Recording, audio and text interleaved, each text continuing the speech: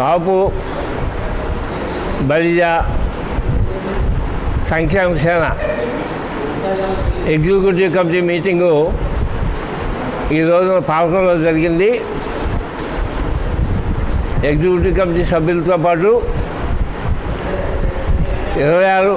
జిల్లాల అధ్యక్షులు కూడా ఈ సమావేశానికి హాజరవటం, అనేకమైన తీర్మానాలు చేయటం కూడా ఈ రోజున సంభవించింది. మేము గతంలో కాపు సంక్షేమ సేన తీర్మానాన్ని కొనసాగిస్తూ జనసేన ఎంపిక చేసుకున్నటువంటి 21 నియోజకవర్గాలు మాత్రమే కాకుండా రాష్ట్రంలో ఉన్నటువంటి మిగతా అన్ని నియోజకవర్గాల్లో కూడా తెలుగుదేశం, బీజేపీ, జనసేన కూటమికి సంబంధించినటువంటి ప్రతి అభ్యర్థిని నెగ్గించడానికి ఈ సంక్షేమ సేన సభ్యులందరూ కూడా కృషి చేయాలని చెప్పేసి అది కూడా ఒక తీర్మానం. అది కూడా కాకుండా పవన్ కళ్యాణ్ ముఖ్యంగా అధికారంలో భాగస్వామి అయ్యి రాబోయేటువంటి ప్రభుత్వంలో ముఖ్యమైనటువంటి హోదాలో ఆయన నిలబెట్టడానికి అవసరమైనటువంటి చర్యలన్నీ కూడా ఈ సంక్షేమ సేన చేయడానికి అవకాశం ఉన్న చర్యలన్నింటి కూడా చేయడానికి కూడా మరో తీర్మానం చేస్తూ అసలు ఉండేటువంటి కాపు సంక్షేమ సేన సభ్యులందరూ సభ్యులు మాత్రమే కాదు,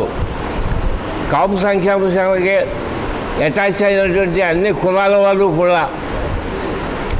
ఈ కూటమిని నెగ్గించడానికి ముఖ్యంగా పవన్ కళ్యాణ్ని అందరం ఎక్కించి అతనికి 2029 వరకు కూడా అంచెలంచెలుగా ఆయన ముఖ్యమంత్రి పదవి చేపట్టడానికి కావాల్సినటువంటి సపోర్ట్ అంతా కూడా ఇవ్వాలని చెప్పేసి ప్రత్యేకించి పిఠాపురంలో పవన్ కళ్యాణ్ నెగ్గించడానికి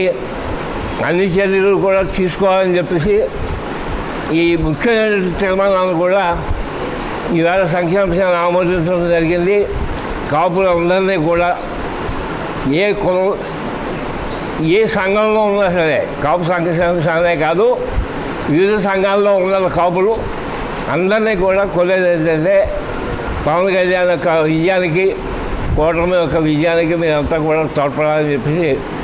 ప్రత్యేకించి కోరుతూ కూడా ఈవేళ ఈ సమావేశం తీర్మానించింది.